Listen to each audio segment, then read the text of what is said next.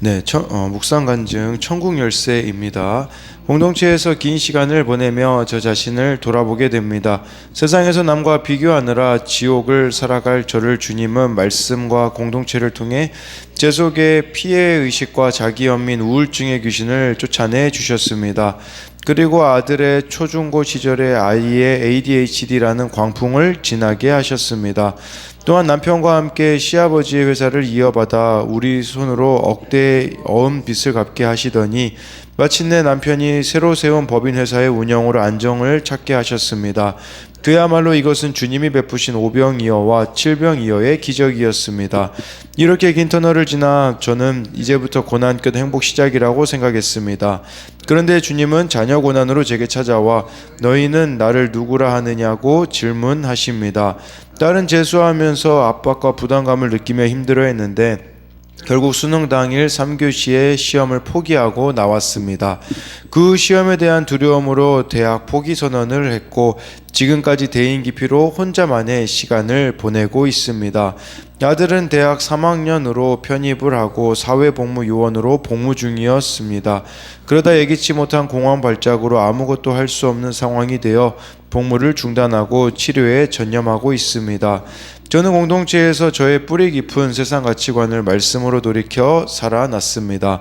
그럼에도 100% 죄인인 저의 연약함을 아시는 주님이 반석 위에 내 교회를 세우리라는 약속의 말씀을 이루시고자 영적 후사인 자녀들에게 질병과 실패의 아픔으로 천국 열쇠를 허락하셨음을 믿습니다. 주는 그리스도시요 살아계신 하나님의 아들이시니이다 라는 저의 믿음의 고백이 자녀들에게도 이어지기를 소원합니다. 적용하기입니다. 교회 소그룹 지체의 자녀들과 주일학교 아이들도 내 자녀로 여기며 기도하겠습니다. 매번 새 책으로 남을지라도 자녀들의 큐티책을 기도하는 마음으로 사겠습니다. 그래서 정말 이렇게 긴 터널 끝나고 이제부터 행복 시작이다라고 생각했지만 자녀 고난으로 찾아와서 너희는 나를 누구냐라고 이렇게 질문하셨다라고 하잖아요. 그래서 정말 이렇게 아무것도 할 수 없는 상황에 그럼에도 불구하고 천국 열쇠를 주셨음을 믿고 이 믿음의 고백이 자녀들에게도 이렇게 이어지기를 원한다라는 이 고백을 이 묵상 간증을 통해서 볼 수가 있습니다. 오늘은요 이 마태복음 16장 13절부터 20절까지인데요. 여기서 이제 13절 말씀을 보면요. 예수께서 빌립보 가이사랴 지방에 이르러 제자들에게 물어 이르시되 사람들이 인자를 누구라 하느냐라고 이렇게 말씀해 주고 있습니다. 예수님이 신앙 고백을 제자들에게 시키시는데요. 근데요, 이 신앙 고백을 시키시는 장소를 좀 봐야 된다라는 거예요. 예수님이 막 귀신 쫓아내시고 질문하지 않으셨어요. 그리고 많은 기적들이 있으셨죠. 병자를 고치고, 그리고 이제 오병이어 기적, 칠병이어의 기적도 베푸시면서 내가 누구냐라고 묻지 않으셨다라는 거죠. 근데 어디서 물으셨냐? 빌립보 가이사랴 지방에서 물으셨다라는 겁니다. 이곳은요, 예루살렘으로부터 가장 떨어져 있는 곳이기도 했고요. 그 헤롯 대왕이 아들이 있었잖아요. 아들이 3명이 나누어 가지고 그 이후에 이제 막 통치를 했는데 여기서 말하는 빌립보는 그 헤롯의 아들 그 빌립이 있었습니다. 빌립. 그 세례 요한을 죽인 사람은 이 빌립이 아니라 다른 사람이었었잖아요. 헤롯 안티파스였잖아요. 여기서는 다른 헤롯 빌립이 그 황제한테 잘 보이기 위해 자기가 아버지로부터 받은 그 땅에 이 빌립보 지역의 가이사랴는 황제를 말하는 거거든요. 그러니까 황제한테 흰 대리석 신전을 지어 바친 곳이에요. 그러니까 우상이 들끓는 장소가 빌립보 가이사랴다. 우리로 말하면 가장 세상적인 곳이 빌립보 가이사랴라고 할 수가 있어요. 여기서 우리의 신앙 고백을 요구하신다라는 거예요. 사실 여러분 오병이어, 칠병이어 같은 기적이 있는데 거기서 예수님을 주라고 고백하지 못할 사람이 누가 있겠습니까? 그러나 가장 세상적이고 가장 하나님과 동떨어져 있는 그곳에서 우리는 예수님을 어떤 분으로 고백하냐라는 것이에요. 그래서 이 13절에 대한 적용 질문도요, 세상 한복판에서 그리스도인으로 살아가고 있습니까? 우리가 정말 이렇게 바른 신앙 고백을 한다면 세상 한복판에서 그리스도인으로 살아가야 되는 거죠. 여전히 세상 가운데 하나님과 세상 사이에서 왔다 갔다 하고 있지는 않나요?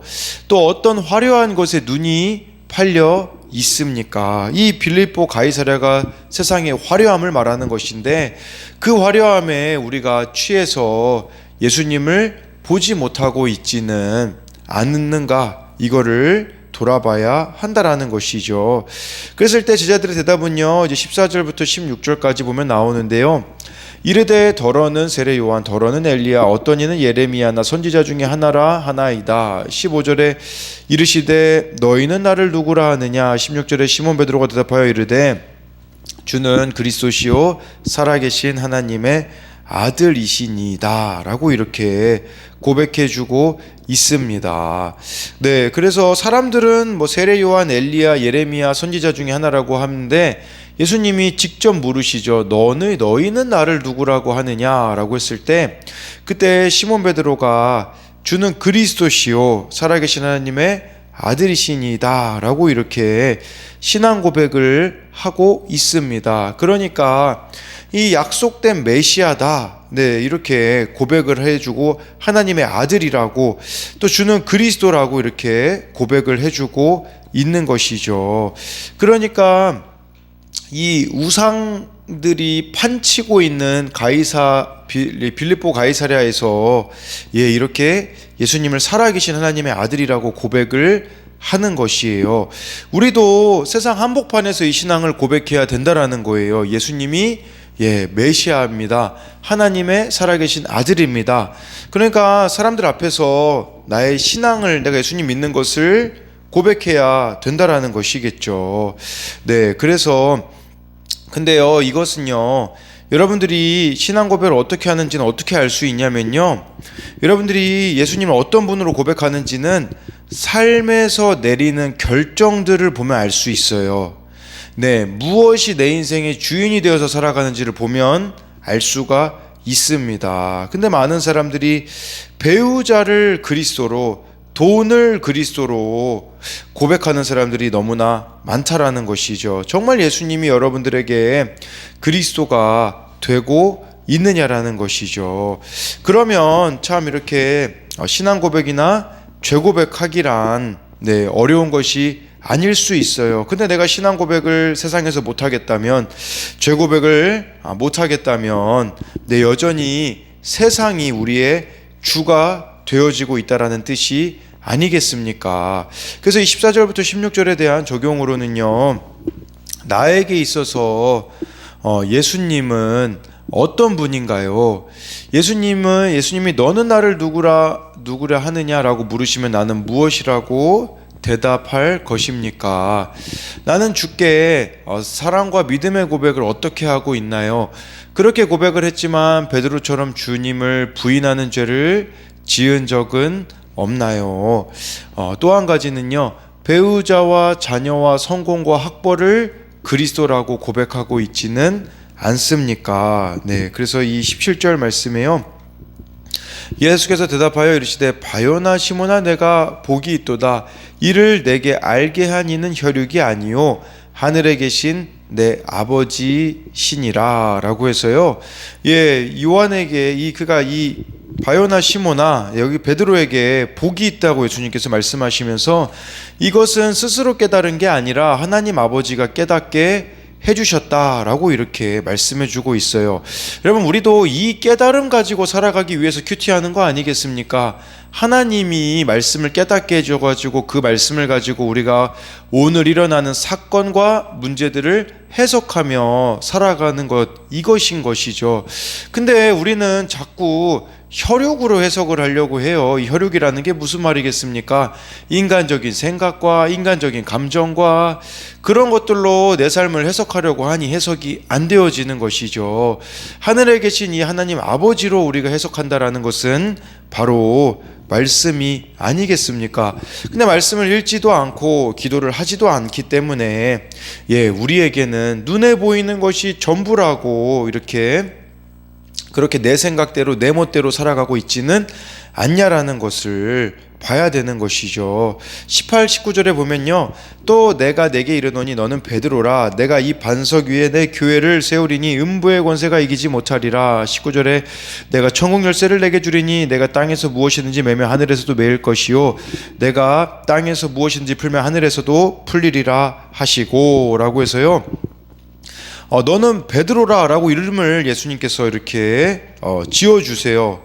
베드로라는 것은 반석이라는 뜻이 이 아람어로 반석을 뜻하거든요.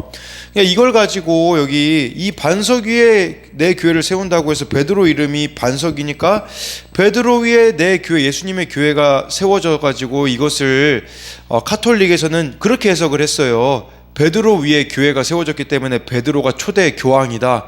아닙니다. 그런 의미가 아니라 베드로의 이 신앙 고백 위에 교회가 세워진다라는 말이에요. 아까 그 신앙 고백이 무엇이었냐면 16절에 나와 있잖아요. 주는 그리스도시요 살아계신 하나님의 아들입니다라는 이 고백 위에 교회가 세워진다라는 말이지 베드로 위에 교회가 세워진다라는 말이 아니라는 뜻을 아셔야 합니다. 그래서 교회는 세상으로부터 부름받은 자들의 모임이라는 뜻이 있거든요. 이걸 에클레시아라고 하는데 정말 예수님이 만드신 종말론적인 공동체라고 할 수가 있습니다. 그래서 이 신앙 고백 위에 교회가 세워지면요.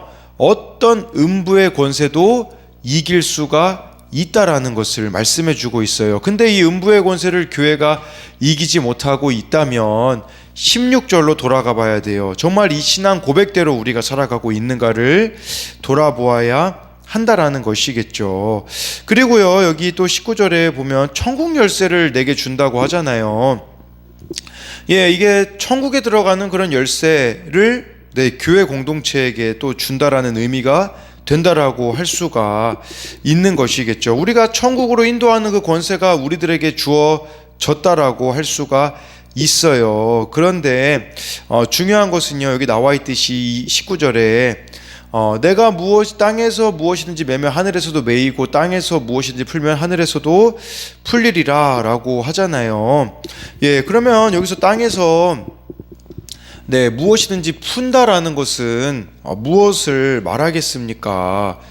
우리들에게 있어서는 정말 내게 상처를 준 사람을 용서하고 사랑하고 푸는 권세를 행하라고 할 수가 있고요.